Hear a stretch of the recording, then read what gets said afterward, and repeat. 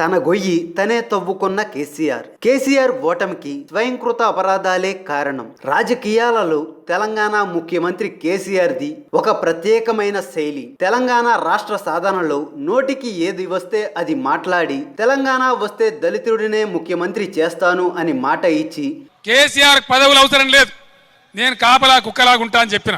ఒక్కసారి చెప్పలే, 100 సార్లు చెప్పిన. ఒక దళిత నాయకుడినే ముఖ్యమంత్రి చేస్తామని చెప్పి కేసీఆర్ ప్రకటించాడు. నేను చెప్పిన అంటే తల నరుక్కుంటగానే ఆ మాట తప్పను. ఖచ్చితంగా ఎట్టి పరిస్థితులలో రేపటి తెలంగాణ రాష్ట్రానికి దళిత నాయకుడే ముఖ్యమంత్రిగా ఉంటాడు. కేసీఆర్ అవసరమైతే తలైనా నరుక్కుంటాడు కానీ మాట తప్పడు అని వాగ్దానాలు చేసి ఉద్యోగస్తులని, విద్యార్థులని, యువతని, కార్మికుల్ని, కర్షకుల్ని రెచ్చగొట్టే ప్రసంగాలు చేసి, నీ అమ్మాయి ఎక్కడి కథ ఇది, ఎవరి సొమ్ము ఎవరు తింటుండు, ఎవరి నీళ్ళు ఎవరు తాగుతుండు, మేము భోజనం ఎట్లా పడతాం అంటే ఇది వరకు ఒకరు అన్నారు, మేము వచ్చే మీకు భోజనం 100 రూపాయలు అన్నది. నేనంటే నువ్వురా, నాకు అర్థం కాదు. 300 ఏళ్ల నుంచే మాది బిర్యానీ, షేర్వాణి, కుర్బానీ. ఇక బిర్యానీ పంచాయతీ పడే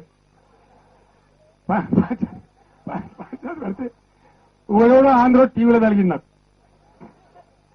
కేసీఆర్ గారు మా ఉల్వసారి టేస్ట్ తెలుసా కొన్నాడు. ఉలువలు మాకెందుకు తెలియదు పోయి మా దగ్గర ఎద్దకు పెడతామని నేను. నిజమే కదా, నేనేమో నవ్వదని చెప్పిన. మనందరం పల్లెటూళ్ళకి ఎట్లా పెట్టమ్మా, అట్లాంటి మేము పశువులు తిట్టినామంటే నువ్వు ఏందో నువ్వు ఆలోచించుకో, నేను ఎందుకు చెప్పాలి? నువ్వు ఎదుగో దున్నపోతువో ఏందో నువ్వు ఆలోచించుకో, నేనెందుకు చెప్పాలి? తెలంగాణలో భావోద్వేగాలకి ప్రజల్ని గురిచేసి, మన నీళ్లు, మన ఉద్యోగాలు, మన రాష్ట్రం, మన భాష, మన సంస్కృతి అంటూ ఎత్తుకపోయేటోళ్ళు ఏమంటారు?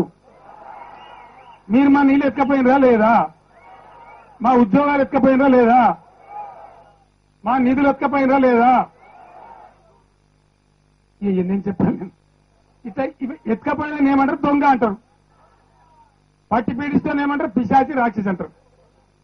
తెలంగాణ వచ్చేదాకా, రాష్ట్రం ఏర్పడేదాకా మిమ్మల్ని ఇచ్చే అంటాం. మీకు ఇజ్జత్ ఉంటే, పౌరుషం ఉంటే తెలంగాణకు తీర్మానం చేసిన అడుగులు, లేదంటే మీ బతుకు గిరే బజారు పాలైతేనే ఉంటుంది. ఆంధ్ర కుక్కల్లారా 24 గంటలకు కాల్ చేసి పని లేకపోతే తన్నెలా కొడతాను. ఏమైతుంది మరి? చెంబాలక దేవులకు చెప్పాలక పూజ. మంచి మాట కాకపోతే ఏం చేస్తారు? దయ్యం దిగదాకా ఎట్లా కూడా కొడతారు. వీళ్ళకి గౌరవంగా మర్యాద ఇక్కడి నుంచి పోయే కర్మ లేనట్టు ఆ పాఠం. ప్రజలను రెచ్చగొట్టడంతో శ్రీకాంతాచారి, పోలీస్ కిష్టప్ప, యాదిరెడ్డి లాంటి ఎందరో అమరులు తెలంగాణ రాష్ట్రం కోసం ప్రాణాలు అర్పించారు. ఈ పరిస్థితిని గమనించి కేంద్ర ప్రభుత్వం ఉద్యమకారులైన కేసీఆర్, కోదండరాంతో పాటు ఎందరితోనో సంప్రదించి, దానిలో భాగంగా కేసీఆర్ తన టీఆర్ఎస్ పార్టీని కాంగ్రెస్ తో విలీనం చేస్తాను అని ఇచ్చిన హామీ మేరకు సోనియా గాంధీ తెలంగాణ ప్రత్యేక రాష్ట్రాన్ని ఏర్పాటు చేశారు. ఆనాటి పరిస్థితుల్లో ఆంధ్రప్రదేశ్ లో కాంగ్రెస్ పార్టీ తుడిచిపెట్టుకుపోతుంది అని తెలిసిన సోనియా గాంధీ తెలంగాణ ప్రజల ఆకాంక్షలకు అనుకూలంగా తెలంగాణ ప్రత్యేక రాష్ట్రాన్ని ఏర్పాటు చేశారు. ఢిల్లీ నుండి హైదరాబాద్ వచ్చిన కేసీఆర్ ప్రజలకు, నాయకులకు టీఆర్ఎస్ ని కాంగ్రెస్ లో విలీనం చేయడం ఇష్టం లేదు అనే సాకు చెప్పి కాంగ్రెస్ కి, సోనియాకి ఇచ్చిన మాట తప్పారు. అక్కడే కేసీఆర్ మొదటి మోసానికి బీజం పడింది. ఆ తరువాత 63 స్థానాలతో గెలిచి సీఎం కుర్చీ ఎక్కిన కేసీఆర్ ప్రజలపై కన్నా ఇతర పార్టీ నాయకులను టీఆర్ఎస్ లో చేర్చుకోవడం మీదే ఎక్కువ దృష్టి పెట్టి, డబ్బు, కాంట్రాక్టులు ఎరచూపి ప్రలోభపెట్టి కొందరిని, కేసుల పేర్లతో, తమకు తెలంగాణలో ఉన్న ఆస్తుల పేర్లతో భయపెట్టి మరికొందరిని, ఇలా అన్ని దారులు వెతికి అన్ని పార్టీలలో ముఖ్యమైన నాయకులను టీఆర్ఎస్ లో చేర్చుకొని ప్రజాస్వామ్యాన్ని కూనీ చేశారు. దేశానికి స్వతంత్రం వచ్చాక మహిళా మంత్రి లేకుండా తన మంత్రి వర్గాన్ని ఏర్పాటు చేసుకున్న ఏకైక ముఖ్యమంత్రి కేసీఆర్. ఎన్నో త్యాగాల తరువాత వచ్చిన తెలంగాణలో తన కుటుంబ సభ్యులు సభ్యులకే అధికారాన్ని పంచి నిసిగ్గుగా పరిపాలన సాగించిన వ్యక్తి కేసీఆరే. ఉద్యమ సమయంలో ఎప్పుడూ ప్రజలలోనే ఉన్న కేసీఆర్ సీఎం కుర్చీ ఎక్కాక ప్రజలకు అందుబాటులో ఉండడం అనేది దేవుడికెరుగు. కనీసం సెక్రటేరియట్ కి కూడా రాకుండా పరిపాలన సాగించిన ఏకైక ముఖ్యమంత్రి కేసీఆరే. ఆంధ్ర వాళ్ళు దోచుకుంటున్నారు, తెలంగాణ బిడ్డలకు ఉద్యోగాలు రాకుండా చేస్తున్నారు అని గగ్గోలు పెట్టిన కేసీఆర్ తను ముఖ్యమంత్రి అయితే 1,00,000 ఉద్యోగాలు ఇస్తా అని, దళితులకు 3 ఎకరాల భూమి ఇస్తా, కేజీ టు పీజీ వరకు ఉచిత విద్య, ఉచిత నిర్బంధ విద్య అది నా పెద్ద డ్రీమ్. అది మీకు తెలిసిన నా డ్రీమ్ ప్రాజెక్ట్ కూడా. కంపల్సరీ ఫ్రీ ఎడ్యుకేషన్ ఎట్టి పరిస్థితులలో అమలు చేస్తాం.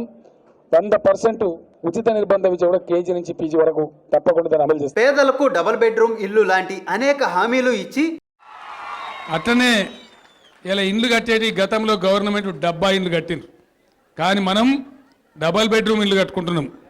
మీ అందరికి కూడా 5,04,000 రూపాయల ఖర్చుతోని మీరు దర్జాగా ఉండేటట్టు డబల్ బెడ్రూమ్ ఇల్లు కూడా మీరందరూ ఒప్పుకుంటే వెంటనే మీకు ఎక్కడైతే జాగాలు దొరుకుతాయో అక్కడనే మొత్తం బ్రహ్మాండమైన కాలనీ 3 తండాలకు కలిపి డబల్ బెడ్రూమ్ ఇళ్ళని కూడా కట్టిస్తా అని చెప్పి నేను మనవి చేస్తా ఉన్నా.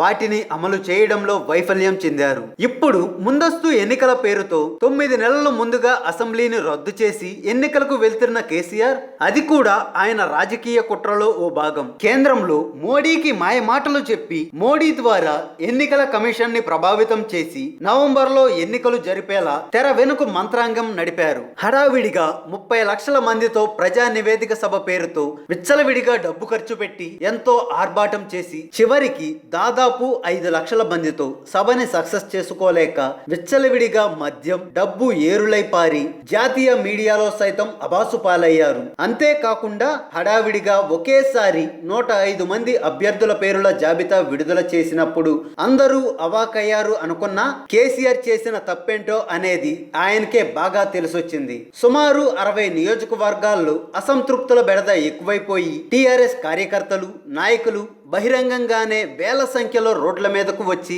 నిరసనలు, ఆందోళనలు చేస్తూ కేసీఆర్ ప్రభుత్వంపై, కేసీఆర్ పై దుమ్మెత్తిపోస్తున్నారు. ఆదిలాబాద్ జిల్లా చెన్నూరు సిట్టింగ్ ఎమ్మెల్యేను కాదు అని ఎంపీగా ఉన్న బాల్కా సుమన్ కి టికెట్ ఇవ్వడం వల్ల టీఆర్ఎస్ కార్యకర్త గట్టయ్య ఆత్మహత్యాయత్నం చేసి తర్వాత మృతి చెందాడు. అదే విధంగా ప్రచారానికి వచ్చిన రేఖా నాయక్ పై తిరుగుబాటు, ఖమ్మం జిల్లా వైరాలో మదన్ లాల్ పై తిరుగుబాటు, స్టేషన్ గణపూర్ లో మాజీ డిప్యూటీ సీఎం రాజయ్య పై తిరుగుబాటు, హైదరాబాద్ సిటీ ఉప్పల్లో తిరుగుబాటు, ఇలా చెప్పుకుంటూ పోతే దాదాపు 60 నియోజకవర్గాలలో కేసీఆర్ కి వ్యతిరేక పరిస్థితులు కనిపిస్తున్నాయి.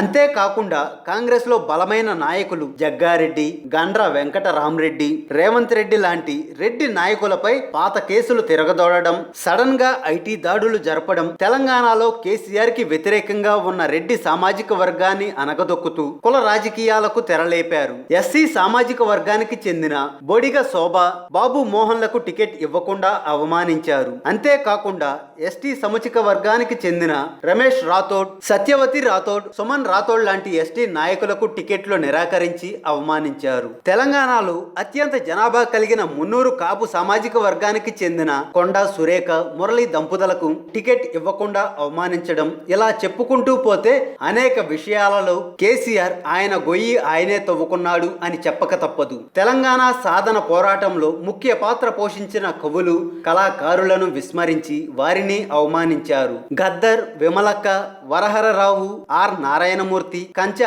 ఐలయ్య లాంటి వారికి కూడా ఈ 4 ఏళ్లలో కనీసం ఒక్కసారి కూడా అపాయింట్మెంట్ ఇచ్చిన పాపాన పోలేదు. ఇకపోతే తెలంగాణ కోసం 1200 మంది ప్రాణత్యాగం చేసి బలిదానం అయితే కనీసం ఒక్క అమరవీర కుటుంబానికి కూడా ఆర్థికంగా కానీ, ఉద్యోగం ఇవ్వడం కానీ, భూమి ఇవ్వడం కానీ, కనీసం అమరులకు ఒక స్తూపం కానీ, ఒక్కరికైనా ఎమ్మెల్యే టికెట్ గాని, ఎంపీ టికెట్ గాని ఇచ్చి అమరవీరులకు గౌరవం ఇచ్చిన పాపాన పోలేదు ఈ కేసీఆర్. తెలంగాణ ఉద్యమంలో ముఖ్య పాత్ర పోషించిన ప్రొఫెసర్ కోదండరాంని, ఉస్మానియా విద్యార్థులను కేసీఆర్ ఎంతగా అవమానించాడో ఈ 4 ఏళ్లుగా చూస్తూనే ఉన్నాం. తెలంగాణ ఉద్యమంగా సర్వం కోల్పోయిన వారిని గాలికి వదిలేసి కేసీఆర్ కుటుంబంలో ఆయన కూతురు, కొడుకు, అల్లుడు, బెనామీ సంతోష్లకు పదవులు ఇచ్చి ఇచ్చి నిసిగ్గుగా పరిపాలన సాగిస్తున్నాడు. ఇవన్నీ గమనిస్తున్న ప్రజలు కేసీఆర్ పై తీవ్ర వ్యతిరేకంగా ఉన్నారనేది నిజం. పైకి ప్రజలతో కేసీఆర్ ఎంతో గంభీరంగా 100 సీట్లు గెలుస్తాము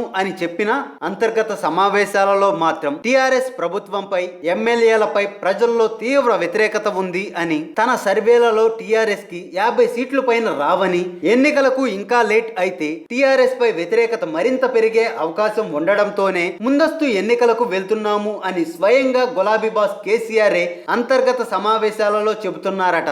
కేసీఆర్ లాగే అహంకారానికి పోయి 1989లో అన్న ఎన్టీఆర్, 2004లో నారా చంద్రబాబు నాయుడు ముందస్తు ఎన్నికలకు వెళ్లి ప్రజా వ్యతిరేకతకు గురై ఓటమి పాలయ్యారు. కేసీఆర్ కి అదే శాస్తి జరుగుతుంది అని రాజకీయ విశ్లేషకులు భావిస్తున్నారు. వేచి చూద్దాం ఏం జరుగుతుందో. అందుకే అంటారు ఎవరు తీసుకున్న గోతిలో వారే పడతారు అని. అంటే కేసీఆర్ గొయ్యి కేసీఆరే తవ్వుకున్నారన్న మాట. నిజమే, నీకు ఎరక, నీకు బాగా ఎరక, నాకు తెలియదా? మళ్ళీ అట్లా మాడతావేందా? ఒకటి నేర్చుకున్నారు అన్ని. ఎవడు చెప్పిండు నీకు? ఇట్లా మాట్లాడతావా? మైకి ఇట్లా మాట్లాడుతురా. ఎవడు చెప్పిండా నీకు? ఆడబడతాడు ఎవరు నేర్చినావు? ఆడవాడు మోపైనారు ఇట్లా. నేనేం చెప్తున్నా ఈయనంత ఓపిక లేదా నీకు? తెలివి ఇను కదా నేను చెప్పేది. నువ్వు నాకే అడ్డం మాట్లాడుతున్నావు. బుద్ధి ఉండాలి కదా నీకు. హాయ్ ఫ్రెండ్స్, మా టుడే టుమారో యూట్యూబ్ ఛానల్ చూస్తున్నందుకు చాలా థ్యాంక్స్. మరిన్ని లేటెస్ట్ వీడియోస్ కోసం వెంటనే సబ్స్క్రైబ్ చేయండి. అలాగే ఈ బెల్ ని కూడా రింగ్ చేసేయండి. మా నోటిఫికేషన్స్ అన్ని మీ మొబైల్లో వస్తాయి. అలాగే మా వీడియోస్ మీకు నచ్చితే లైక్ చేయండి, షేర్ చేయండి, నచ్చకపోతే కామెంట్ చేయండి.